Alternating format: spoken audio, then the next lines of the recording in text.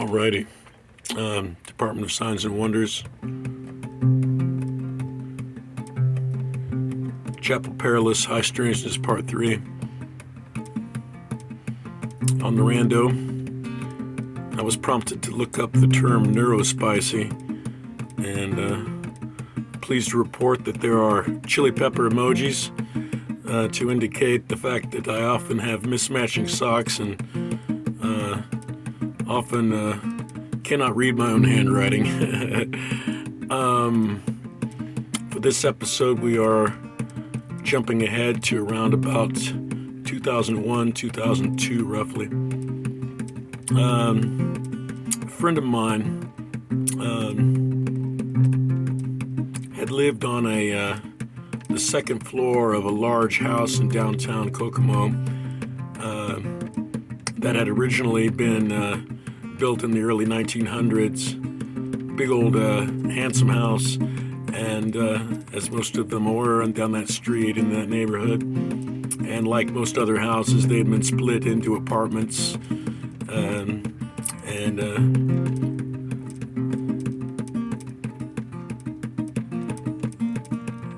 on that second floor was just my friend, his wife, her younger sister, and now and again they would watch his wife's two youngest siblings, a little girl maybe about age 7 and a little boy about 10. Anywho, on this particular late afternoon, I walked to my friend's house.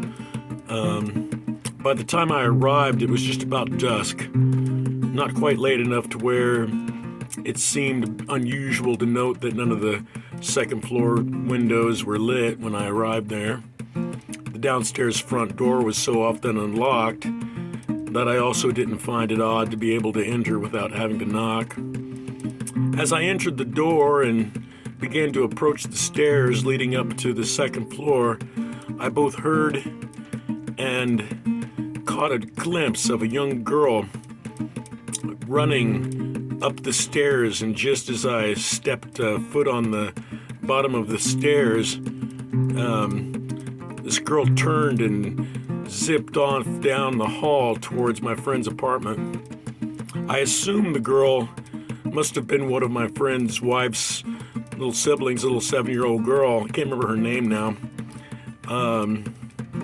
And didn't think much about it other than that my friend must have been home and they were watching those kids. And well, by the time I made it up the stairs and could see into the living room and down the hall, I caught just the glimpse of the little girl turn left and into the bathroom at the opposite far end of the hall from me.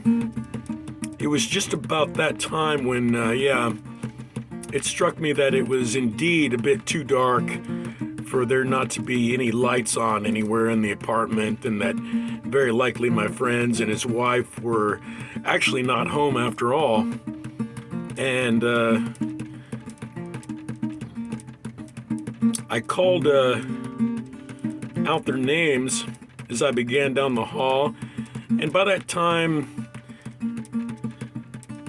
hearing no response, it seemed all the more obvious to me that they weren't home. And as such, it also seemed plain to me that it wasn't a great idea to have this little girl up here all by herself. And I called out her name as I approached the unlit bathroom at the end of the hall. Well,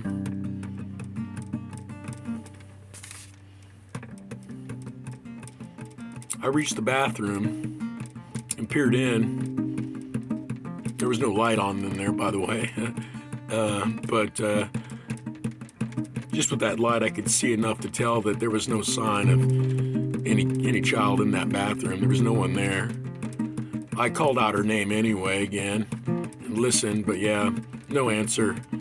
By now the sun had set so low that the place was quite dark, and so I decided to stroll across the street to verify for myself if whether those neighbors realized that that little girl had gone and wandered off. Eventually I spoke with the neighbor, and told them what I had seen,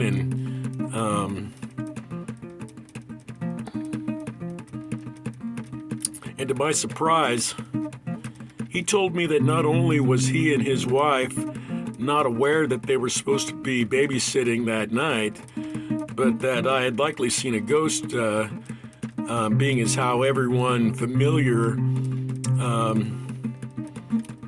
with that house and had at least one or more experiences or another that led them all to believe that that was the case, and including a story about seeing a 2-liter bottle fly across the room and other objects, including a doll, move on its own. And my friend had apparently felt someone grab him from behind and all this stuff, Well, some weeks later, I had visited the house again and stayed over long enough to where I decided to sleep over on the living room couch when both my friend and his wife had gone to bed. By about 4 in the morning, I woke up needing to have to take a piss and made my way down the hall into the bathroom. Both my friends were asleep and their bedroom door was closed.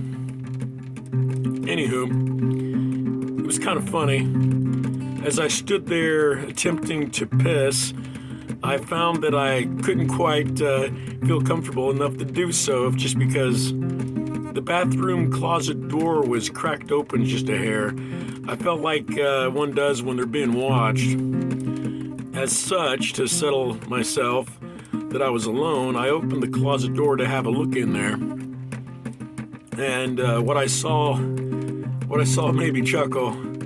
It turns out the closet was so crammed with dirty laundry, towels, and clothes alike that it was not simply piled up about, but it was, 3 feet high off the floor and so densely packed that the pile had taken on the flat shape of the closed door and didn't lose its shape when the door was opened.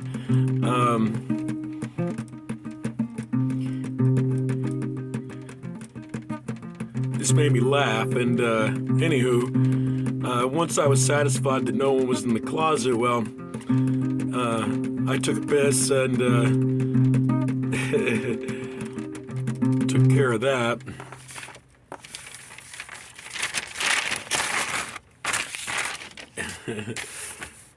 After which, I returned to the couch and tried in vain to get a wink of sleep. Eventually, I decided that when the sun began to pop up just enough to be a bit lighter outside, I was simply just going to walk the couple of dozen blocks back home. After about an hour or so and a couple of smokes, I decided to get boogieing on, and I figured I'd head back to that bathroom one final time just to throw some water in my face, and I'd be ready to go. Well, when I entered the hall, just off the living room, and stepped my way towards the bathroom again, I saw that the floor outside the bathroom was strewn with clothes and towels. I looked into the bathroom and saw that the closet door was wide open and the floor was covered. The sink, the toilet, everywhere was covered with the laundry that had been in the closet only a short while ago. I backed up down the hall and listened just outside my friend's room just to make sure that they were still asleep and could rule out whether either of them had maybe done all that. No, all was quiet. I returned to the bathroom, looked around at the odd scene. It was like an explosion. The clothes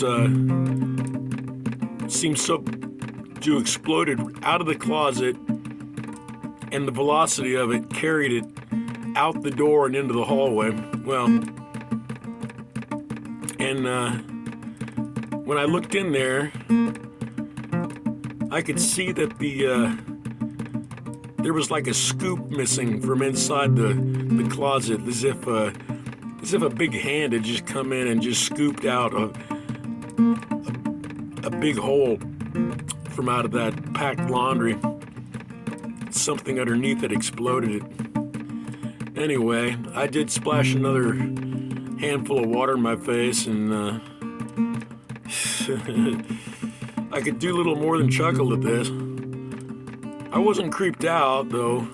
It struck me soon after, as I made my way downstairs, how awful it seemed that a ghost could be an orphan of such a small child. What manner of doom and gloom was such that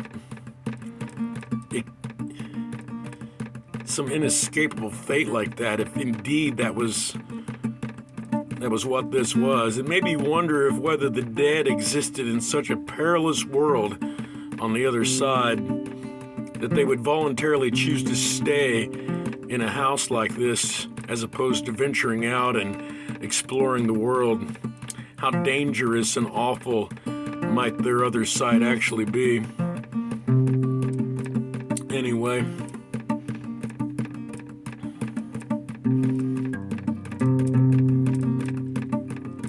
next we'll explore some other weird shit.